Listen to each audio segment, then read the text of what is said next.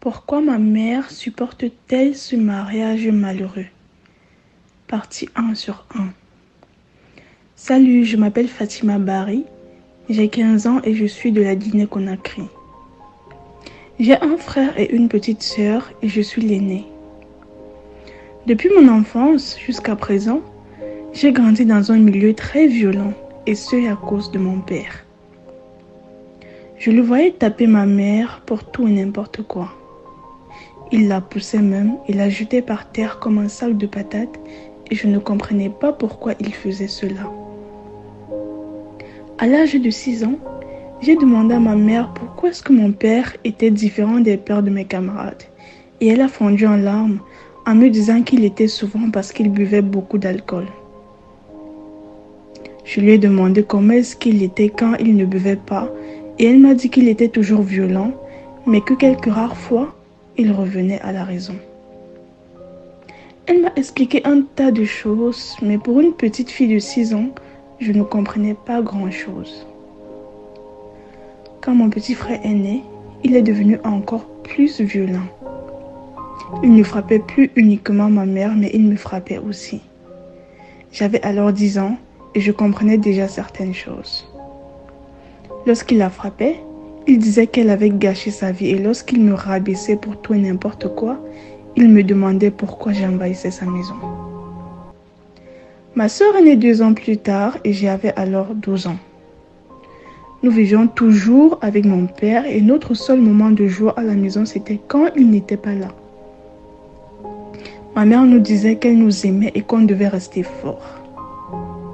Je lui ai demandé pourquoi est-ce qu'elle ne quittait pas papa et elle m'a dit que le divorce était mal vu et que même si elle le quittait, elle aurait du mal à s'occuper de nous puisqu'elle n'avait ni travail ni d'argent.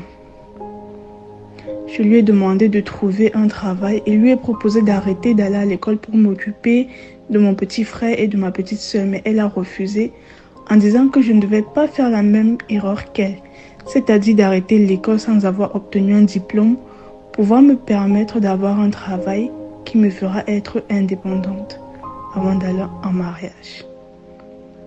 C'est alors qu'elle m'a raconté sa vie. En effet, elle avait arrêté l'école très tôt pour aller en mariage et c'était d'ailleurs un mariage arrangé. Mon père ne voulait pas, mais elle si, car elle avait peur de ne plus avoir une autre occasion de se marier plus tard. Tellement le mariage était une fin à soi pour les filles de sa génération et c'est toujours le cas.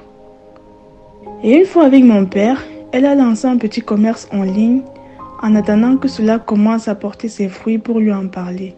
Et quand elle l'a fait, il s'est fâché et lui a demandé d'arrêter en disant qu'elle n'a pas le droit de travailler et que son seul travail c'est de s'occuper de la maison car les femmes ne sont pas faites pour travailler. Et ce qui a commencé à énerver mon père, c'est quand elle a commencé à accoucher. Il se retrouvait alors à faire plus de dépenses que prévu pour s'occuper de la famille.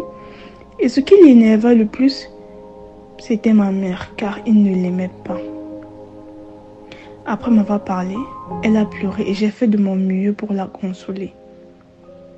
À travers son histoire, j'aimerais donner un conseil aux filles. N'acceptez pas un mariage arrangé. N'arrêtez pas vos études ou vos projets à cause d'un homme. Et avant de vous marier, soyez sûr de ne pas être une charge pour votre mari.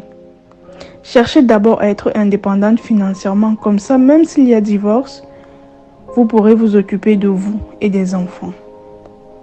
Fin. Merci de vous abonner et surtout, n'oubliez pas d'activer la cloche de notification pour ne rater aucune de nos vidéos. Merci.